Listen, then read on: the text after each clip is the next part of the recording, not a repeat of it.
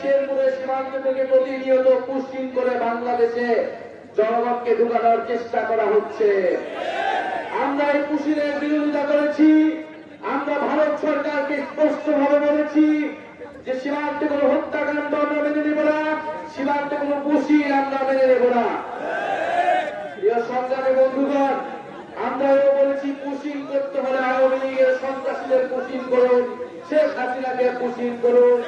আমরা বিচারের মাধ্যমে শেখ হাসিনা সহ আওয়ামী লীগকে কাঠগড়ায় দাঁড়া করাবো।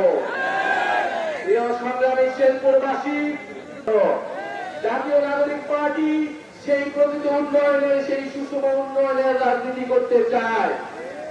প্রিয় সংগ্রামী শেরপুরবাসী, দেশব্যাপী সংস্কারের নানা আলোচনা চলছে। আমরা বলেছি 5ই আগস্টের মধ্যে যে কোনো মূল্যে জুলাই সনদ ঘোষণা করতে হবে, সাথে জুলাই ঘোষণাপত্র ঘোষণা করতে হবে। ঐক্যমত্য কমিশন বলেছে 2-3 দিনের মধ্যে জুলাই সনদের কার্যক্রম নিশ্চিত করা হবে। আমরাও চাই যদি 5ই আগস্টের মধ্যে যদি এটি ঘোষণা করা না হয়, 3রা আগস্ট আমরা ঢাকায় আসছি। ঢাকায় আমরা কিন্তু জুলাই সনদ ঘোষণাপত্র আদায় না করে ঢাকার শহীদ মিনার আমরা ছাড়ব না। জুলাই সনদে আমরা বলেছি যেই কারণে একটি স্বৈরাচারী রাষ্ট্র ব্যবস্থা তৈরি হলো, সেই রাষ্ট্রের সংস্কার করতে হবে, গণতন্ত্র প্রতিষ্ঠা করতে হবে। এক ব্যক্তি কেন্দ্রিক রাষ্ট্র রাখা যাবে না। একটা রাষ্ট্রে শুধু প্রধানমন্ত্রীর কাছেই ক্ষমতা, সেই রাষ্ট্র আমরা পরিবর্তন চাই। এই জন্য আমরা বলেছি উচ্চকক্ষ লাগবে, এবং এই উচ্চকক্ষ অবশ্যই পিআর পদ্ধতিতেই হতে হবে। উচ্চকক্ষ পিআর পদ্ধতির মাধ্যমে আমরা এই জুলাই সনদে স্বাক্ষর করতে পারি।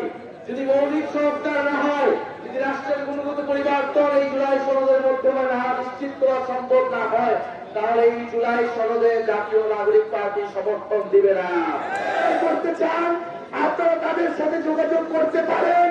তাদের শেরপুর জেলার কয়েকজন শের এবং সহযোদ্ধা উপস্থিত আছেন, যারা ঢাকার রাজপথ শেরপুরের মাটি এনসিপি ঘাঁটি মুজিবাদ মুজিবাদ মুর্দাবাদ মুর্দাবাদ।